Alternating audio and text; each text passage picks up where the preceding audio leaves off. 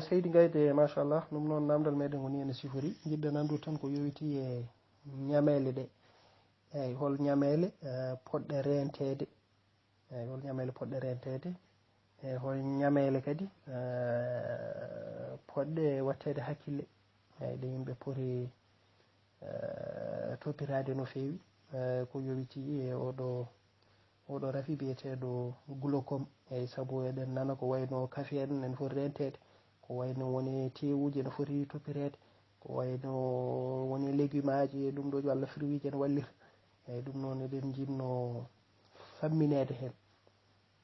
ɗum noon a jarama seydi gayde ko adi foof en duto salminago musidɗo men Sylla Ba wallahi ka gorko moƴƴete e gonga en gurdi ɗo basara ɗo no mbiɗa ɗi tigi en baddi kadi gurdam seeɗa ko feere politique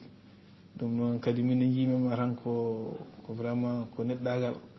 bon ko mbiɗa noon jangde jumsuɗam ko vraiment ɗum kam a fotno haalande min par ce que jumsuɗam o jangdema ko o dursani e dara ɗum kam ko teskuya tan ko dursa woɗɗi ayni te ko haalte bon bo si an kam wata wona no mbaɗa an kam ɓuuri ɗum woɗɗoyde kanko jumsuɗam mum woɗɗi ayni kam haydara bon so tawi noon en garti e namdal musidɗo men Moustapha ko fewti e alimentation walla kam ñamele kam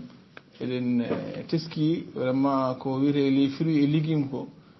surtout ɗiɗon badɗi wiyete vitamine C taw nande orange uji en e goɗɗum quoi voilà donc ɗiɗon ne wasiye tout le temps de yom teddini ɗum quoi walla ko wiyen les graines de noix de grains entier walla les épinards ko légume aji verte quoi ɗum foof déjà ene ganduɗa hoorema ene jeeya ko wasiyete yo jomum ñaama ko nande tomate en ɗum foof nani hen voilà kadi ko tawa kadi ko nebme tawa kadi à base de blé walla hono ɓocconde le jaune d'œuf ɗum foof ne jeeya hen voilà les beurre avocat en bon fruits de mer en et surtout kosam taw ko lait entier ɗum foof déjà e ñamdu jajaɓe e sosoɓe demɓe ɓe fof ko wiyete haako no ñebbe ko ɗum foof déjà ene nane jeeya ko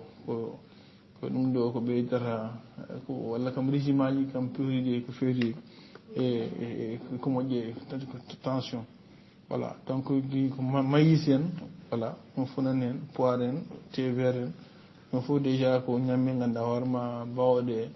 e moƴƴude affaire glaucome voilà merci on jarama eyyi min kam témoignage mo jogui mboɗo waɗa ko en 2006 ou 2006 si ma mémoire elle est bonne bon avant mbaɗa ara gayana kam c'est avant 2009 kam mi arino to ma consultation ndem consulteɗa kam ɗuminoɗa mbiɗa bindanɗa kam des lunettes avec un degré qui fallait quoi mbiɗa aussi il faut mi waɗa des séances de rééducation woni mi anda saɗa mi yejjiti inde nde no wiyete bon min mbaɗino ɗum seeɗa après dartinmi aɗen des fois tan eɗen jawo tan médecine leydi meɗen nde garmi ɗo henna lande ɗe kam mi waɗani ɗum Mauritanie to garmi ɗo henna mi jaami ophtalmologue il m'a prescrit les mêmes degrés mo bindannoɗa kam et il m'a ɗumine aussi de wadde les mêmes rééducation ne kala mo mbimomi way mi waɗi ɗum Mauritanie comme en tout cas c'est un très bon ophtalmologue qui vous suivez parce que c'est pas facile de détecter ce ɗum ɗo mo gondunomo du coup on témoignage kam mboɗo jogui ɗum ɗum noon mi arta e namdal namdal ma feeti ko wiyete infection de la voie lacrymale wiyete ko dacryocyste donc ça obtire un peu le canal lacrymal ɗo diƴƴe ɗo gonɗi ɗi ponno rewde ɗo tawa déjà c'est un peu bouché quoi généralement ne waɗe traitement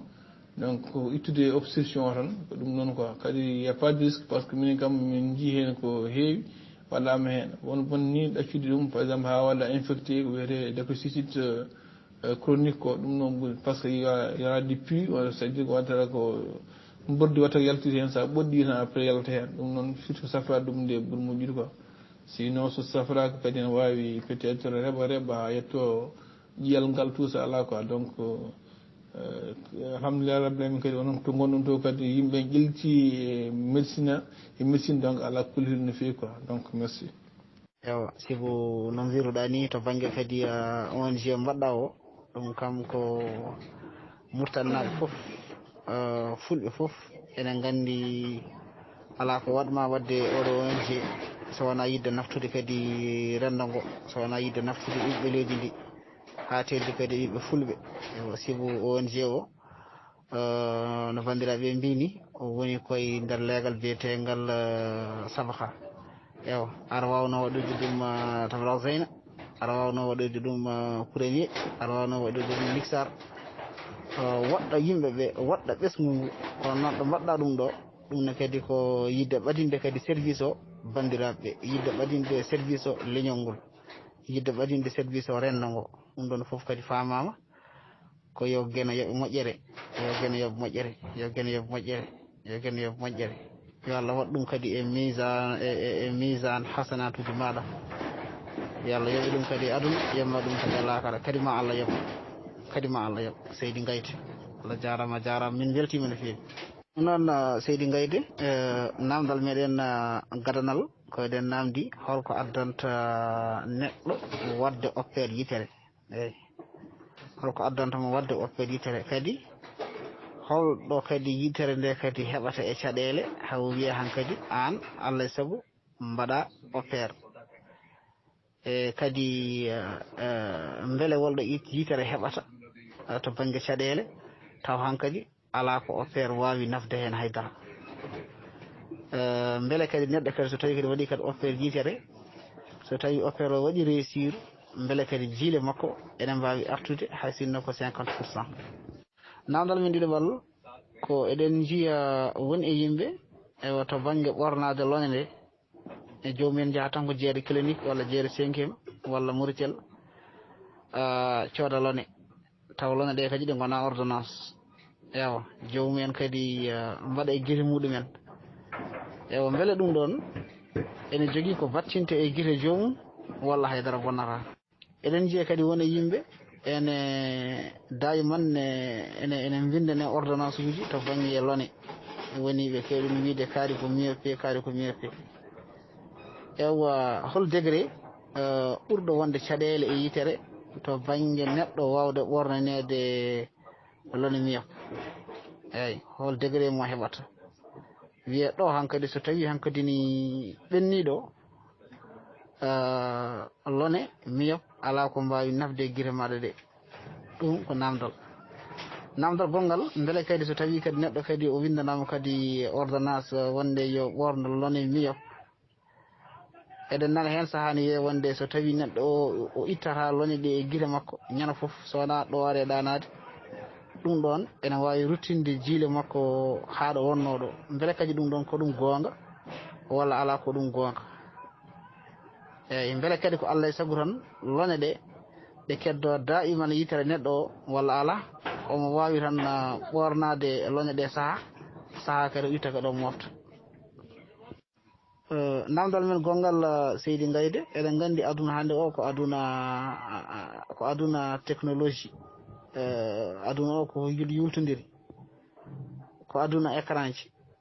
kala mo jiiɗa ene tiimi e téléphone muɗum écran walla kala mo jiiɗa ene tiimi e ordinateur muɗum te eɗen gandi ko lumiére woni hen beele ɗiɗo écran ji ɗi yimɓe timata jamma e ñalawma ala koɗi bonnata e jiile yimɓeɓe so wol koɗi bonnata e nder jiile yimɓeɓe holno yimɓeɓe mbawi rentorade beele ene woodi lone bawɗe ɓornede taw eɗen gona défense hakkude écran o e jiile yimɓeɓe taw kadi lone ɗe kadi ɗe gona miope ɗe gona haydara eyyi Seydi Diallo jeeri mi salminima kadi mi weltinimama no fewi koko Allah en ko fof yama taw heewi hen ala en ko hanko maɗa ko yidde tan donc saɗa manta guiɗo ma tan a ɓeydan hen no heewi ɗum noon a jarama e témoignage mo mbaɗɗa o ko feeti noon e opération ngaji guite ɗum kadi ene yaaji par ce que katata nan ɗon a faami ko amdal namdi ko décret suicide nan ɗon mais enen kam ko woni mujibu on yewtere men nde ko feeti glaucome hono tension on kadi ene oppire caggal noon nde yimɓe vraiment mbaɗi hen ko safaruji nande kodiraji ɗi ha tawama vraiment ronki dañji nafoore noon fof on sahaa en wawi oppireede en waɗi wiya laser ko opération kadi holno sifori aɗen ɗo mbiɗen wonde nokku trabiculum ɗo ganduɗa hoorema ɗo diƴƴiɗe ɗo siwtoreɗo oɗon ene wawi ɗon oppiré walla ferene ɗo ha diƴƴi mbawa yaade yuppade walla wawde ha wawde siggade no fottiri ni donc ɗum ɗon ɗon oppiré wiyete trabilectomie on e lasago ɗum ɗon walla ɗon ɗo sara angle ɗum ɗo waɗe fere waɗa ferene wona way kadi waɗede voie goɗɗo kadi ganduɗa hoorema lawol feere a famide waɗa wiyete ko infiltration feere pour diƴƴiɗe kadi o liokene ndewa ɗo ganduɗa hoorema hakkude ɓallire ndi e iriso ɗo wiya angle fermé ɗo wawa rewde banggue goɗɗo ka no ferene lawol donc ɗum kadi jeeya koye opération ngaji batteɗi ko fewti noon e yaade jeere tan wadda sodde hon lone bon yimɓe mbaɗa ɗum kono ɓuuri moƴƴude nde kam kon ɓerde nde par ce que yitere ma ɓerte ande lone poɗɗe guite maɗa kono noon ene gasa kadi won hen ne jaran bon jogade humpito seeɗa tan jaaha toon ƴetta lone pawa e guite ma bon so tawi a jogui ko ɗo jimɗa so leeri hen mbiya ha ɗum ɗo maɗa foti guite ma jaada hen bon ko hasi ko heewi hen noon so tawi vraiment fotani guiɗɗe ene adda ko wiyete muusi guite ko ɗum muusi guite ma muusa haqqille ma muusa sababu ne wasde ɓeere ngo wasde forde guite maɗa voilà merci eyyi Sir Diallo mi faami ko mbiɗa ko affaire écran ji ɗi guila e téléphone aji ɗi guila e télévision ngaji ɗi guila e gueɗe hen goɗɗe bon ɗum ɗo jeeya ko les facteurs ko wiyete favorisant par ce que ɗen gandi ko wiyete amétropie ko hono myopie en hypermétropie en astigmatisme en ɗum noon ko ŋakkede jiile walla kam ñabbuli taw jowtiɗi e ko fewete jiile ɗum noon hono ko mbiɗa ɗo ko écran ji ene jeeya ko hirjinta ɗum par ce que ko ɓuuri hen hewde neɗɗo jibdinte koye myopie neɗɗo jibdinte hen walla hypermétropie neɗɗo jibdinte hen kono e nder gurdam ma feeña donc ɗum ɗo jeeya noon ko ganduɗa hoorema gueɗe mbawɗe hirjinde mbawɗe addude hypermétropie mbawɗe feñinde ɗum donc ɗum noon jeeya heddi noon ko ne waɗi goɗɗum ko wawata habnade ɗum par ce que écran waɗi ko lumiére donc moƴƴi ko jomum d' abord yaha ƴeewa docteur eɓe fañinkoɓe ɓerna ɗumen ƴeewa est ce que jomum jogui ko wiyete hypermétropie walla wiyete hémétropie walla ɗum ɗo windan jomum lonne tawa londe waɗa hen substance goto wiyete photochromie walla photogré walla anti reflet walla ɗum ɗo tawa ko so tawi par exemple lumiére ari haggat tan ko londe wasa yettat guilɗe ɗum noon koy ko hen jeeya ko safuji eyyi ɗum noon mi ruttuno musidɗo men Diallo Jeeri namdal mum ko feete degré kañum ala degré de fayi yimɓe no ɓurdiri darɗe ni walla no ɓurdiri ɓandu ni noon kadi degré ɗi woniri ala fof no wiyede oɗo degré a wawa ɓustude walla oɗo degré a wawa foof ma ɓeete so ɓerama tan ande min joni plus en Diallo Jeeri an ko plus 0,50 goɗɗo ko moins 100 ainsi de suite ko yimɓe potani dal donc ɓergo ngo ko wawa fodde quoi bon voilà heddi noon ko mbi namda batte oɗo est ce que ne moƴƴi tan jomum duumo e lonɗe walla saaha e wawi ittude nde fof fayi tan koye maale guite won hen ko ganduɗa hoorema so ɓooyi jimde écran tan guiɗɗe mussata so guiɗɗe mussi noon alay saago so ɓerama tawa monde enduit aɗa fof jogade lonɗe wona par ce que ene ɓeyde jiilema nokko ene kala guite ɗe muusi quoi par ce que jomum no guiɗɗe durtirti ni ene adda muusi e guite ha kisa fannu goɗɗo kadi ko amnata haali nane ko wiyete insuffisance de convergence ko ɗum noon ko muscle uji aɗa yitere waɗi ɗa raɗoji donc raɗo ngo joni so tawi tawi joni muscle wona souple quoi so tawi joomum no ƴewrata ni wiyete convergence ko par yitere fof so ƴeewi e telɗal ene yeeyi image donc yitere wonde kadi yeeyi image donc a feeti guite maɗɗe fof il y a les images là wona fusionné quoi il y a la fusion au niveau du cerveau donc ɗum adda ɗum ko mouvement ji ɗi adda ɗum ko raɗoji ɗi ɗum addata mouvement ji guirɗe donc so raɗoji ɗi wonno tepporto walla wonno wasirde wawde fonctionde no famirta ni donc ene gasa so tawi ƴeewi hunde tan après guite ma so battinde ko muusi donc ɗum noon waɗe ko les séances de rééducation noon ko hokkude raɗo ngo élasticité muɗum ha wawa vraiment concours kala ko mbawa ƴewta wawa yidde tawa tampara ɗum kadi ko hen jeeya donc ɓen soit mbaɗe rééducation soit kokke lonɗe tawa so fandare mum tan ko hadde guiɗɗe tampude quoi. assalamu aleykum laal gongol seydi gayti mi salmini mi fen weltanimama mi suwa heddodade foof kono namdalam hen ko neɗɗo joni wiyama ko miyop taw ko cukalel e yaara 3 ans en walla ko nandi hen est ce que moƴƴi ko sonne lone tan ɗon walla ko woni yimɓe ne mbiya woni paraji ene mbiya so jomum wonama lone guewol cukalel so ɓooyi so mawni wawi jiide muɗum usto ɓeydo ustade ɗum noni woppe ha mawna tan anne hol hen conseil mo dokkata ɓeɗon paraji mbiyoji noon ɗi eyi namdalam gongal hol sababu neɗɗo so waɗanama lone 2 ans 3 ans wiye kadi yo sansuɗe ɗon lone eyyi neɗɗo jiiɗe muɗum ɗe ɓaɗɗe ɗon ko lone corrige jiiɗe ɗe holko waɗi ene wiye yo change lone ɗe muɗum ɗe joginoɗe eyyi mo mbaɗɗo consultation mbiyaɗo guite muɗum ngala gonɗi o est ce que ɗum ne waɗi ene addana joomum wumde walla addanta ɗum est ce que ɗum ene ɓeydo gumdam ene yawno gumdam ɗam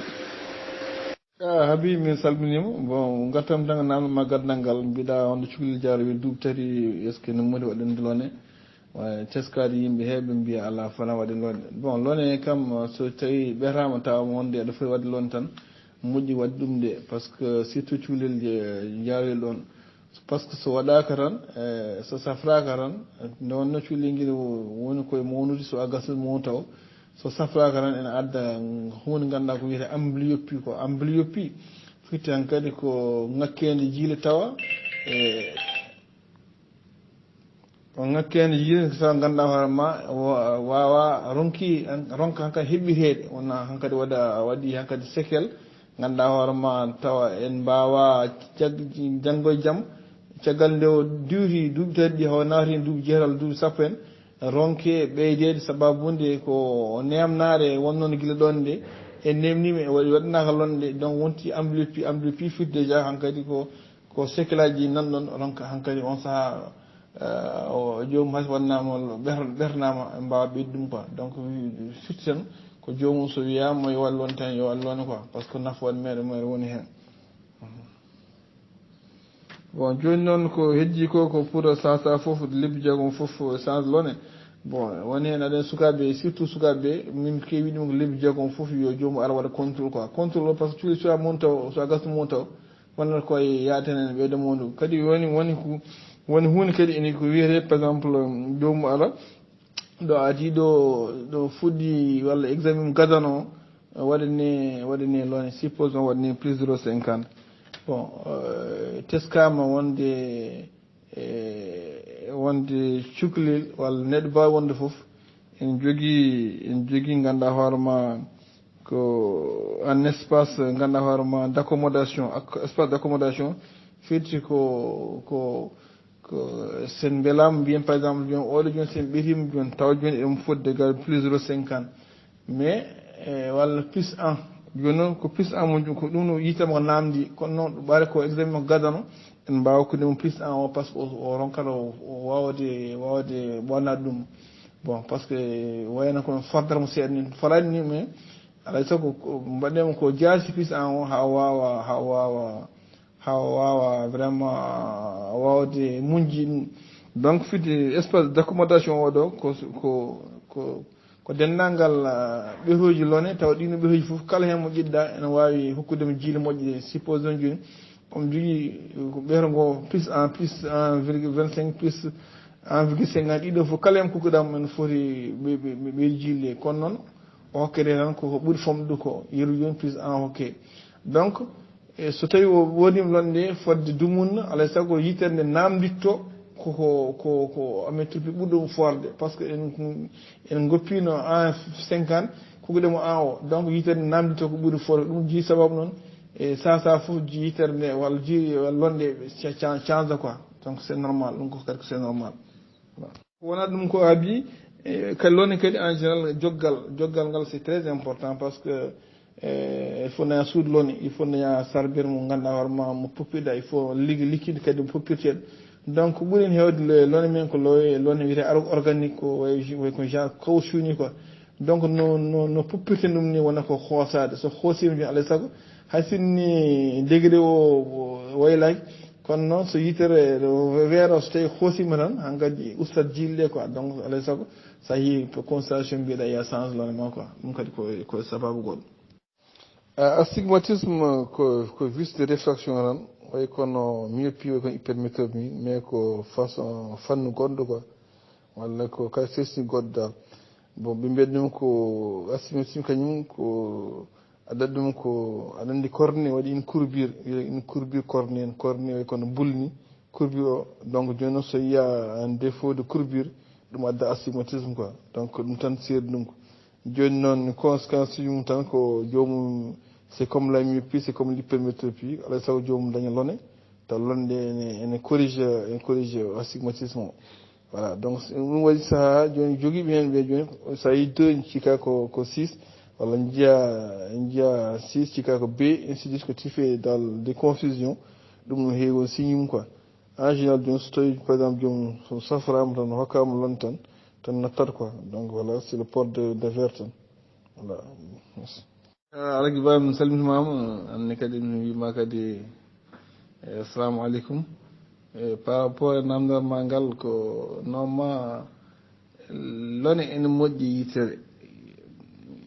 yitere so noon ko lone tan simple de mbiyatmam de wonande mo on kam ala ngakkende jiiri walla ala probléme aji taw ko koye musoje donc ko haysinno tan ko but protection tan no moƴƴi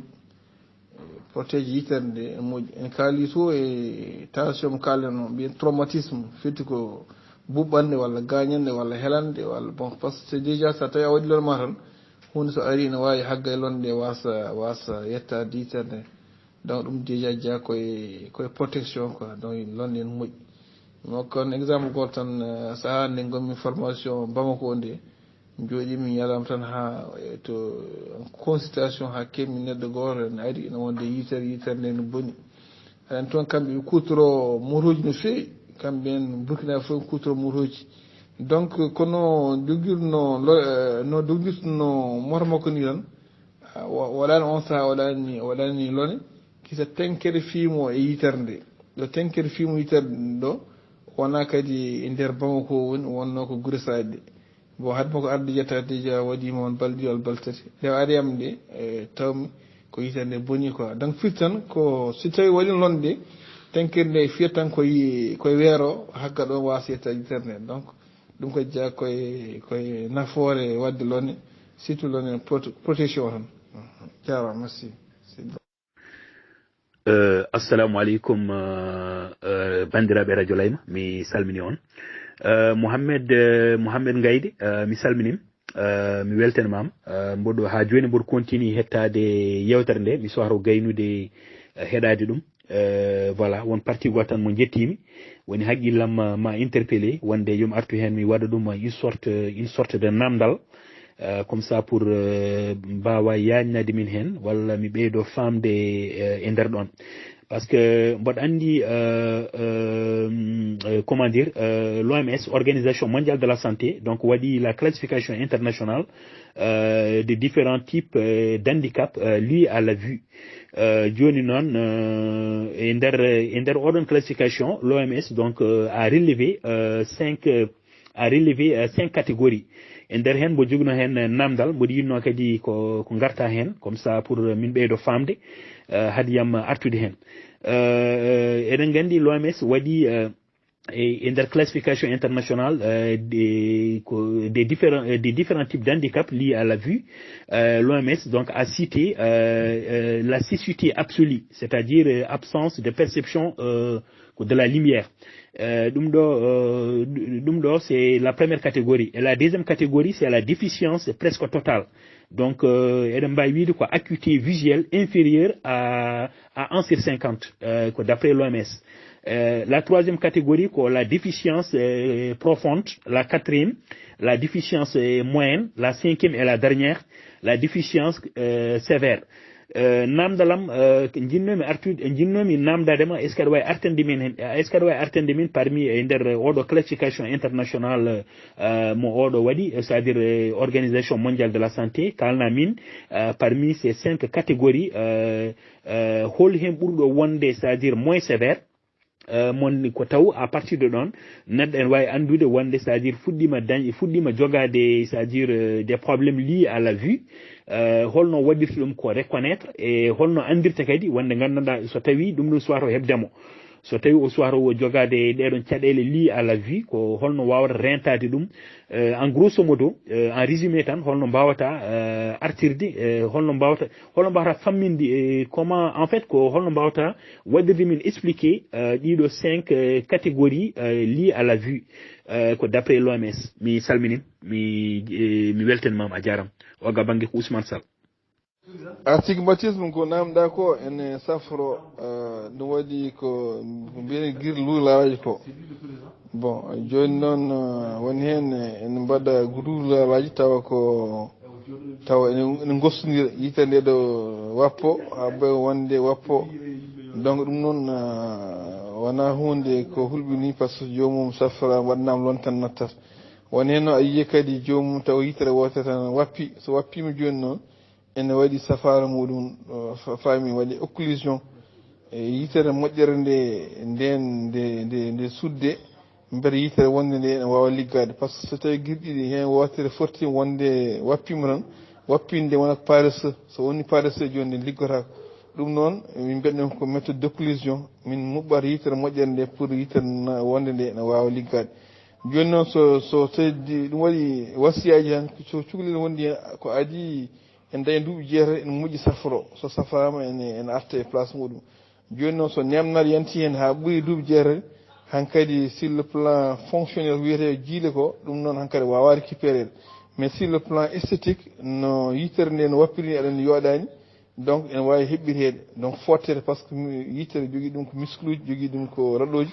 donc muscle o fottete tan so tawi yaari banggue muscle gonɗo nder o fotte so tawi yitere nde yaari ko nder muscle gonɗo banggue haqqille fotte ha forto hay sinno kam so yiyama kam ma yii kam guirma en porti hay sinno yitere nde yiyata kono ma forto kam donc ɗum wonno jaabol feere établissement oɗo Ousmane Sall namdal ma ko namdal bangal fayida kadi ko namdal gandu so namdal tan vraiment mayne eto tan dal jaabade bon ko fewti ɗiɗo classification ngaji ko ardi fou dal ko c'est la basse vision ɗum ɗon woni ko mbimami waɗino fannu mum seeɗa formation mum au niveau de la Tunisie quoi donc basse vision c'est une vision comprise entre le 3/10 et la perception lumineuse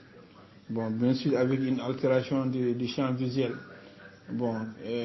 on retrouve cette basse vision dans ce qu'on appelle la DMLA. C'est une dystrophie maculaire qui est liée à l'âge. En certain âge, je me suis 75 ans, nous avons un problème de dystrophie. Bon, c'est une pathologie au niveau de la macula. Macula, quand on est responsable de la vision centrale. Bon, il va dire une vision périphérique, mais la vision centrale est liée au niveau de la macula. Enfin, c'est une zone au niveau de la rétine. Donc, pour accéder à pour voir est-ce qu'on est atteint au stade 1 ou au stade 2 ou au stade 5, quand ils conduisent à la cécité. Cécité, c'est la perte totale de la vision.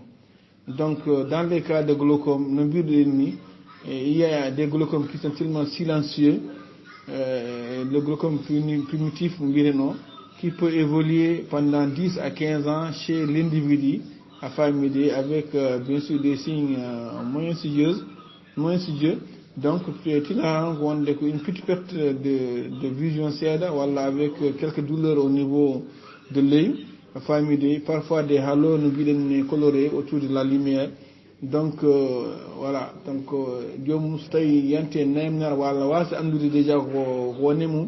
donc le temps de Yahara Safar déjà la maladie a gagné du terrain.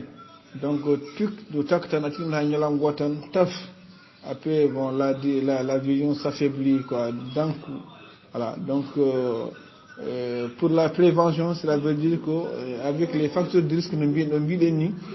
quelqu'un qui a d'abord un parent à famille de glaucome, on déjà c'est un facteur de risque. Aux alentours de 40 ans de dos, c'est un facteur de risque. Quelqu'un qui a un diabète, c'est un facteur de risque à famille. Donc tous ces facteurs de risque là, d'abord c'est de faire une constatation. Donc il n'y a pas un signe alarmant pour des vies de Yomu ya Safrio no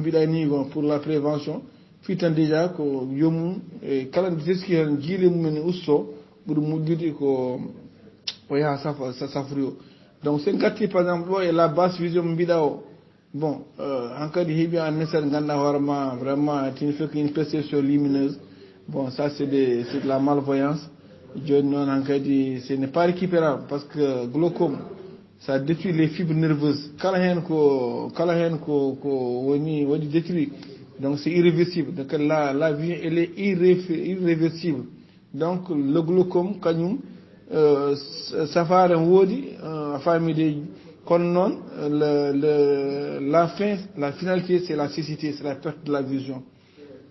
Bon c'est un parcours très long. Tellement on est jour siède. So nemna woni hen so le côté financier woni hen parce qu'il y a certains produits qui sont très chers, qui sont pas à la portée de n'importe qui. Donc donc la base vidéo c'est ngati en bon toutes ces classifications à famille ça aboutit vraiment à une perte de vision wala comme son synonyme quoi à famille à une perte de vision. Donc je dis non la base vision chez les gens qui sont malvoyants peut-être une rééducation. C'est pour leur donner une aptitude de vie, hein, comment ils peuvent vraiment mener leur vie quoi, comme ça. Voilà, avec des cannes bien sûr, tout ça là. Bon, parfois on peut prescrire des loupes quoi, pour certains intellectuels. Bon, mais je ne sais pas si j'ai bien répondu à ta question, mais dans tous les cas, les classifications là, comme qu'on entend si vous voulez quoi, en cinquième voilà, moins de 2 dixièmes jusqu'à CLD contre les doigts, parce qu'on est il y a de la perception lumineuse. On est de compter les doigts. C'est voilà 2 doigts, 2 doigts. On est il y a le mouvement de la main. Il ne faut pas compter les doigts. Il voit plus que la lumière, mais il peut voir le mouvement, la main bouger. Tout ça c'est dans les classifications quoi. On est non il y a une perte totale donc on cinquième catégorie quoi. Mais quoi qu'il en soit, il est fou déjà, la finalité, c'est la perte totale de la vision. Oui, bon, par rapport aux lentilles, bien sûr, lentilles, c'est la même chose. On est qu'on a un but d'être belle, surtout les femmes, avec des couleurs différentes. Bon, nous, comme but esthétique, on est des lentilles, au lieu de porter les verres, on cherche une lentille qui correspond à la métropie après quoi. Et dis non que ce n'est pas bien conseillé ici à Mauritanie dans les pays on va dire kénélien, on va dire repoussiérien parce que lentille on a ko fawra ko do cornéo. Donc c'est par exemple kénélien so nande kajen so ngari par exemple so wa bitade hakkunde lentille et cornée quoi. Donc ça fait une érosion cornéenne un bon giri quoi. Donc ce n'est pas tout vraiment conseillé donc der leydi men surtout keni les poussières. Voilà, donc merci.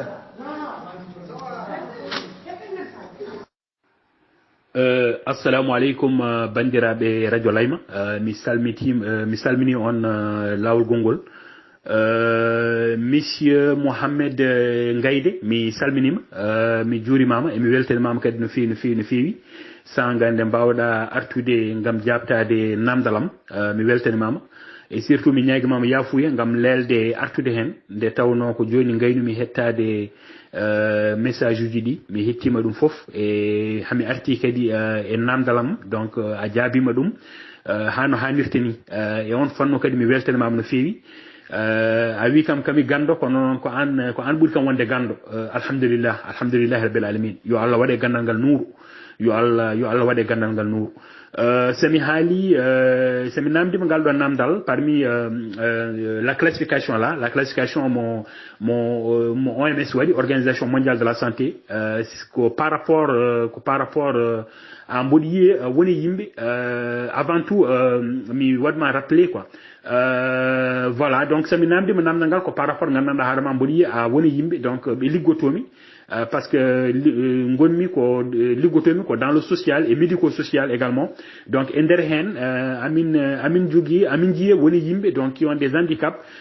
dont leur qui ont des handicaps taw en ji kadi woni pathologie donc c'est lié ngandanda harama souvent c'est-à-dire c'est lié à to handicap uji mabbe e woni vaste ha burti donc mi wawi de mbot haldum do fof ko yidde wadde tan résumé quoi woni hen en jogui des pathologies liées ngandanda harma c'est-à-dire à la lumière quoi woni hen mbodo yiye so be nati e der cuudi e ko parmi nos résidents so nati e der cuudi men e der cuudi to jomen goni donc ko dans des internats woni hen so naati e nder suudu donc hay sino sundu en leeri il préfère hubbude ngandanda harema la lumière hay sino sundu ne leeri alors so be kubbi lumière don c'est-à-dire souvent taw kadi be batto la lumière là par exemple be batto la télé eden en boyi nande dum non ko gil ko boyi en jangino dum kadi aussi quoi eden gandi wonde suudu so nibbidi en fait eden gandi wonde en wiye moƴƴani wonde sa woni suudu ene nibbidi c'est-à-dire kubba la télé wala kubba un ordinateur wala jogoda un écran taw ko smartphone alors taw ene batti ko gitema donc il wiye dum don moƴƴani e giti parce que ene nangat ko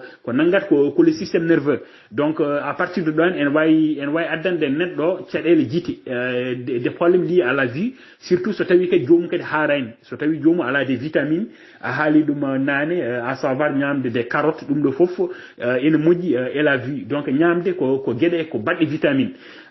ko dum non saabi mbodo namdo ngalda namdal ko c'était dans le but de yimnode andude comment faire ngandanda harma pour éviter de dislocation liée à handicap c'est-à-dire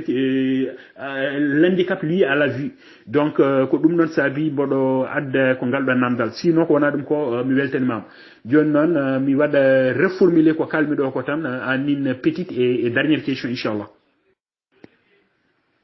Mohamed Gaïdé mi salminim voilà donc pour artude ko kalmi do ko mi watta dum namdal comme ça pour mbawa hokkude min hen en conseil donc par rapport à ça an e yendema holno pamirda wonde ngandanda harama neddo ene woni e suudu ko walla e nder salon ene ñifi la lumière toute la lumière alors télé ene hubbi e joomu ene batti télé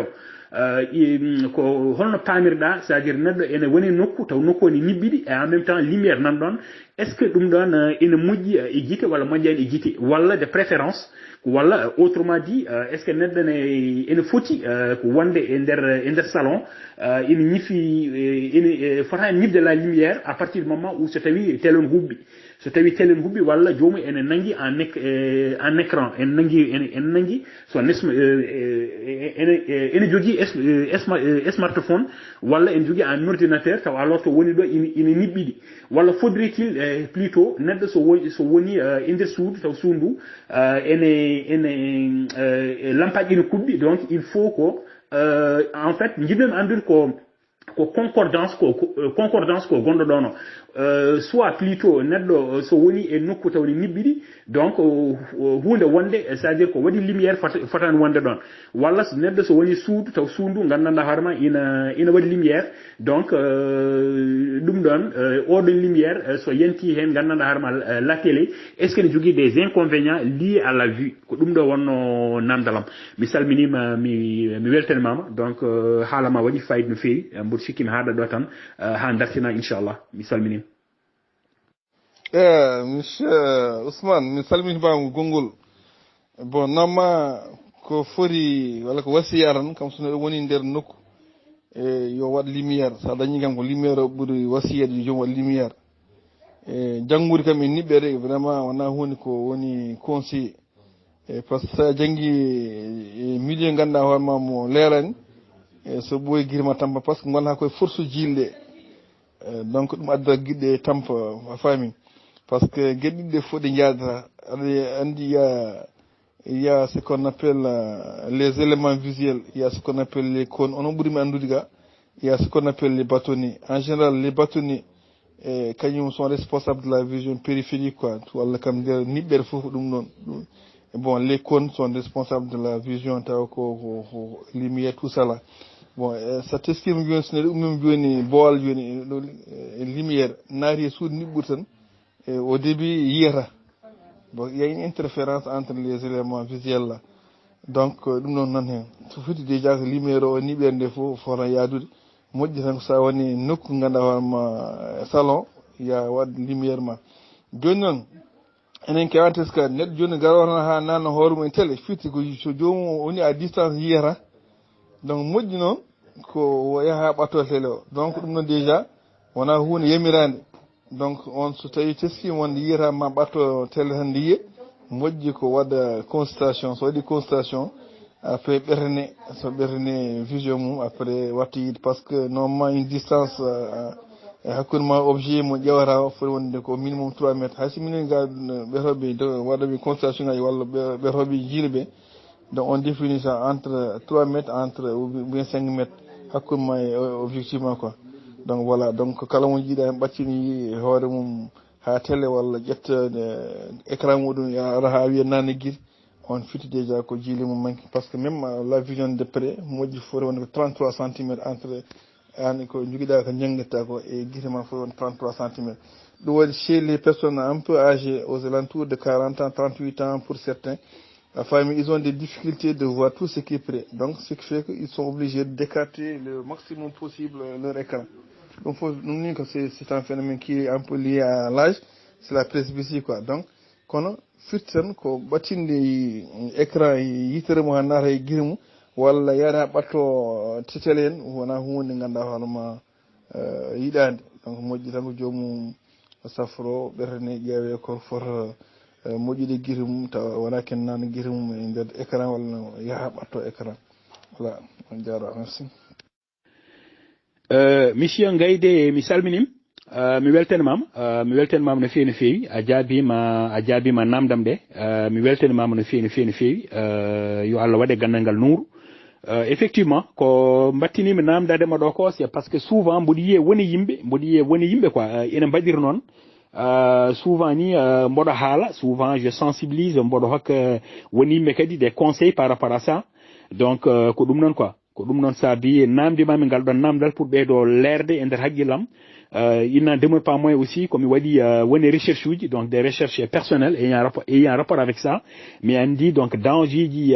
mboɗo anduno danger ji ko danger ji gonɗi hen somi namdima ɗo namdal ngal ko pour kadi wawa wallidde le public là nde wawa wallidde public radio Layma nde tawno woni hen mbawata hebde gandal key nder namde ko ɗum noon quoi ko wona ɗum ko mi weltanimama no feewi mi weltanimama donc mi weltanimama surtout e garangal ma ɗo et puis haala ma waɗi fayida yo Allah waɗe gandal ngal nuuru amin ya rabbal alamin donc bien des choses à toi et à toute la famille oga banggue ko musidɗo ma Ousmane Sall a jarama mi salmini galle yo Allah hokku en ñallude e dow jaam e cellal amin ya rabbal alamin. ɗum noon eɗen mbiya tan seydi Sall a jaalam yo Allah anne kadi nuddi gandal ma par ce que ɗe namde ko namde tigui namdal gandu mbaɗɗa ɗo donc kadi yimɓe waaɓi on kadi waaɓi noon kadi moƴƴi sa foof hay sinno wonko min jogui seeɗa ni kadi mbawa timmitinde komin kaala ko yamon taw komi waɗi ngakkende seeɗa komin kaala ko kadi waaɓere moon vraiment timmitinde ɗum ni kadi ala ko bonnata haydara donc wallata en tan ha yuɓɓina vraiment yewtere men ɗum no a jarama annen ka moƴƴo vraiment si Sall a jarama merci. bandiraɓe dental Layma machallah ɗum noon en calmini en beltanima wattidiɓe ɗo en ɓe foof machallah Allah jarama on jarama e namde moɗon labtude sikki ala yuɓɓini yewtere nde taw yewtere men hande machallah bismiɗoɗen ko biyeteɗo Gaydé Mouhamed mo ganduɗen ko technicien supérieur ɓurɗo yarude ophtalmologie eyyi oɗo saaha hande ene golla fondation Boamadou eyyi ɗum noon ko adi fof en kesɗirini weltare meɗen e makko en jettimo kaddi jettorde o ɗacci hajjuji makko e hammuji makko arde yewtidde bandiraɓe makko babaɓe naɓe ɗum noon eɗen mbiya yallah yommo moƴƴere yallah juutno gurdam ɗam machallah en heewi nafoore kadi ɓoynaɓe e koɓe mbaɗata ko kamɓe bandiraɓe meɗen fof ɗum noon bandiraɓe dental layma yewtere meɗen ko yowitino e glaucome ari ha ɗo henna ɗum noon en ɗaccirtata koɗo meɗen nde wonno eɗen gandi sahaji ɗi mbeɓani ɗum noon Mohamed Gayde emin mbima konngol mbaynigu e konngoli battidiɗi e yewtere meɗen sikki ala ko e yeeso ma ɗum noon Allah jarama jarama yo Allah yoɓe moƴƴere assalamu aleykum wa rahmatullah wa barakatuh ɗum noon dental men dental layma mi salminima on kadi mi yetti on e kaddi jettor kadi mi ñaagui on yaafuya saabu ene gasa tawa yewtere nde wonno fonno yaarude tawa kadi yaran noon ɗum noon kala ko teskiɗon hen kadi ko ngakki gandon kadi koye yam kono noon anni o wona ɗum wonno ko yanti hen ko ñaagade on tan kadi e dunade on vraiment nde Allah kadi junnata dental ngal kadi vraiment ɓoyen hutodirde ɗum noon wassalatu wassalamu ala seydina Mouhamadou wa sallim ɗum noon on jarama kadi je suis à votre disposition inchallah taala ko ken neɗɗo goto kala kadi ko mbaɗa sukludeyam kadi inchallah to nokku liggordo to nokku kadi mo joguimi o inchallah taala enen ndendi ɗum foof kadi ɗum noon on jarama musidɗo mo gadi molla min